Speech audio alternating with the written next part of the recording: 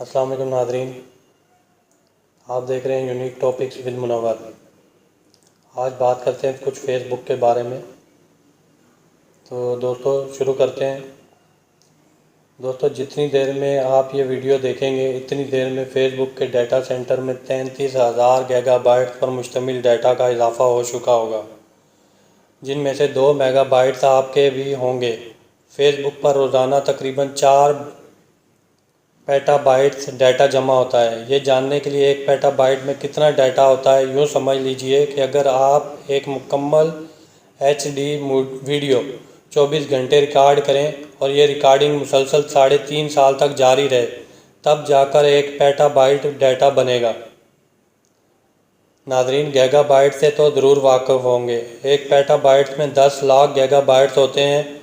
इतने बड़े पैमाने पर पैदा होने वाले डाटा को महफूज रखने के लिए फ़ेसबुक के पास सैकड़ों एकड़ पर मुहित 6 से ज़ायद बड़ी इमारतें हैं, जिन्हें डाटा सेंटर्स कहा जाता है। इन इमारतों में बेशुमार बड़े बड़े रैक हैं और हर रैक में पैसा 20 डाटा सर्विसेज हैं।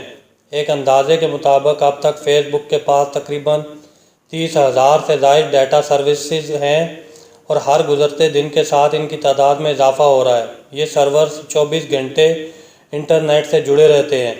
इन्हें तवानाई फ़राहम करने के लिए बड़े बड़े जनरेटर्स और ठंडा रखने के लिए बाकायदा कूलिंग के निज़ामों की तनसीब की गई है। सैकड़ों एकड़ पर मुहित इन इमारतों का सिलसिला अब दराज होता जा रहा है।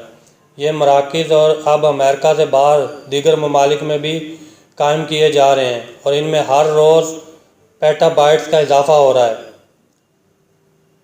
नाज़रीन, मुझे यकीन है कि इस सब के सामने आपको अपना 2 मेगाबाइट्स बहुत हकीर मालूम हो रहा होगा, लेकिन ये 2 अहम भी आपका सब कुछ हैं। आपका दिमाग है, वो दिमाग जो आप खुद अपने हाथों से गिरवी रखवा रहे हैं। आपकी शनाख्त, आपकी शख्सियत, आपकी नफ्सियात, हत्ता कि आपके ख़यालात।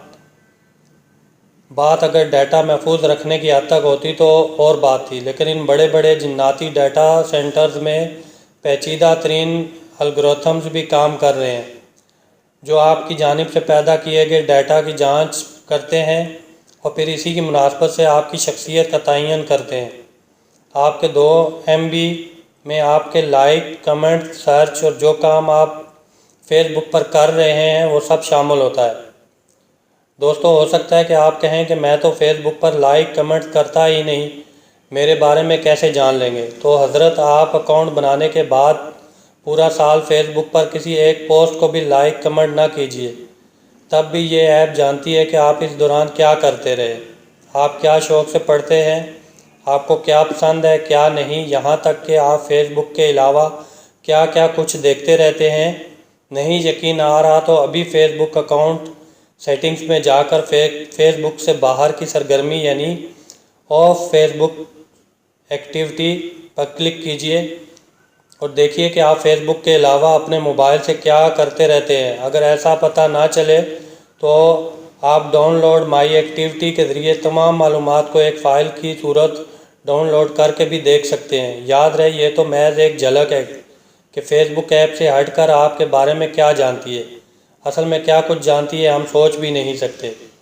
दोस्तों, आप गूगल सर्च का इस्तेमाल नहीं करते, कोई गेम नहीं खेलते, कुछ भी नहीं करते, बस मोबाइल को इंटरनेट ऑफ किए घूमते रहते हैं कि कभी कभार ऑन करके कोई पोस्ट देख लेंगे। तब भी आपकी लोकेशन समेत बहुत सारा डाटा इसके डाटा सेंटर में एडिट हो चुका होगा। हाल और मुस्तकबिल को छोड़िए, मैंने जिन इमारतों का ऊपर तज़किरा किया है इनमें एक ऐसी इमारत है जिसे डाटा का कोल्ड स्टोरेज भी कहा जाता है। ये वो जगह है जहां आपका और हमारा माजी पड़ा है। 10 साल पुरानी मालूमात भी मौजूद हैं। यहाँ के सर्वर अमूमन सोए रहते हैं और तब जागते हैं जब हम माजी में देखना चाहें, लेकिन एल्गोरिथम यहाँ भी काम करते रहते हैं। वो नहीं सोते क्योंकि वो हमें ट्रैक कर रहे होते हैं। दोस्तों, फ़ेसबुक को एक तरफ रखें, गूगल, माइक्रोसॉफ्ट, एप्पल तमाम बड़े इदारे हमें हमा वक्त ट्रैक कर रहे हैं। हमारी ऑन और ऑफलाइन एक्टिविटीज़ इनकी नज़र में मेगा छोड़ गीगाबाइट्स की शक्ल में हमारा डाटा इनके पास पड़ा है और मुसलसल पड़ा रहा है। حضرات، آپ کی شخصیت، خیالات اور رجحانات جاننے کے لیے بل گیٹس کو آ کر آپ کے اندر چپ منتقل کرنے کی کوئی ضرورت نہیں، نہ ہی عالمی سطح کا ڈرامہ کھڑا کرنے کی ضرورت ہے۔ وہ یہ کام پہلے ہی کر رہے ہیں، اور جہاں تک کنٹرول کرنے کی بات ہے تو یہ آپ کی بھول ہے کہ آپ آزادی سے سوچتے ہیں۔ بھیڑ چال، ٹرینڈنگ اور میڈیا پروپیگنڈا کے اس دور میں آپ وہی سوچتے ہیں جو وہ چاہتے ہیں، اور وہی کرتے ہیں جو وہ کروانا چاہتے ہیں۔ یہ بات مبالغہ رائے لگتی ہوگی، لیکن میرا مشورہ ہے کہ ایک بار حالیہ تاریخ میں سامنے آنے والے کیمبرج اینالائٹک سمیت دیگر فیس بک اسکینڈلز کا مطالعہ کر لیں۔ ہلکا سا اندازہ ہو جائے گا کہ میری بات میں کتنی مبالغہ آرائی ہے۔ یہ جو سازشی نظریات گھڑے جاتے ہیں، یہ بھی وہیں سے درآمد شدہ اور جان بوجھ کر پھیلائے جاتے ہیں۔ نہ یقین آئے تو بل گیٹس کے حوالے سے حالیہ افواہوں کے بعد اس کی فاؤنڈیشن کی پہلے سے بڑھتی اہمیت پر سرچ کر لیجئے۔ آٹے دال کا بھاؤ معلوم ہو جائے گا۔ ان اداروں کا وہی حال ہے کہ بدنام ہوں گے تو کیا نام نہ ہوگا۔ دوستو، بدقسمتی سے ہم اپنی دانست میں انہیں بدنام کرنے کے چکر میں مزید نام دے رہے ہیں۔ یہاں اب سوال یہ پیدا ہوتا ہے کہ ہم کیا کریں؟ ہمیں باہر سے آنے والے سازشی نظریات پر آنکھیں بند کر کے یقین کرنے کے بجائے حقیقت کو سمجھنا ہوگا، اور حقیقت یہ ہے کہ جدید دور میں ہماری حیثیت ایک ڈیجیٹل اینٹی سے بڑھ کر نہیں ہے۔ اس حقیقت کو تسلیم کرتے ہوئے ہمیں اپنے مقام کو منوانا ہوگا۔ ہائے ہائے کرنے کے بجائے اپنے آپ کو اپ گریڈ کریں، اس قابل کریں کہ آپ جدید دور کے جدید تقاضوں سے ہم آہنگ ہو سکیں۔ یہی وقت کی ضرورت ہے۔ جان رکھیں کہ آپ کے اندر سے ایمان کی جین نکالنے کے لیے کسی کو چپ ڈالنے کی کوئی ضرورت نہیں۔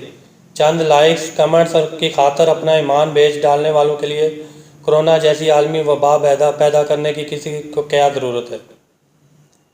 شتر مرغ کی طرح ریت میں سر دبا لینے سے کچھ نہیں ہوگا۔ اپنے اندر ہمت پیدا کیجئے، اپنے آپ کو اس قابل کیجئے کہ دنیا آپ کی چوکھٹ پر دستک دے۔ ایک دن فیس بک بند ہو جائے تو لوگ ٹکرے مارتے پائے جاتے ہیں۔ ہم خود کیوں نہیں اس قابل ہو جاتے کہ اپنے آپ کو ڈیجیٹل دور کے مطابق ڈھال لیں، خود میں جدت لا کر تحقیق و دریافت کے ذریعے ڈرائیونگ سیٹ سنبھال لیں۔ ہم 21ویں صدی کے تیسرے عشرے میں داخل ہو چکے ہیں۔ بغیر ڈرائیور ہائبرڈ اور اڑتی کاریں چند قدم کے فاصلے پر ہیں۔ 5G، ایشیائی انٹرنیٹ اور ورچوئل ریالٹی دروازے پر دستک دے رہی ہے۔ ریموٹ ورکنگ اور ٹیلی تفریح کا رجحان فروغ پا رہا ہے۔ مصنوعی ذہانت انقلاب برپا کرنے کو ہے۔ جلد یا بدیر ان چیزوں کو اپنانا ہی پڑے گا۔ تو پھر کیوں نہ آج اور ابھی سے اس کی یوں ابتدا کی جائے کہ سائنس اور ٹیکنالوجی پر تحقیق کا میدان ہمارے تصرف میں ہو۔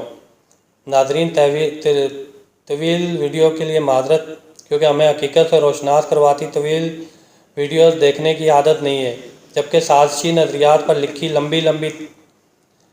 بنائی لمبی ویڈیوز شوق سے دیکھتے ہیں۔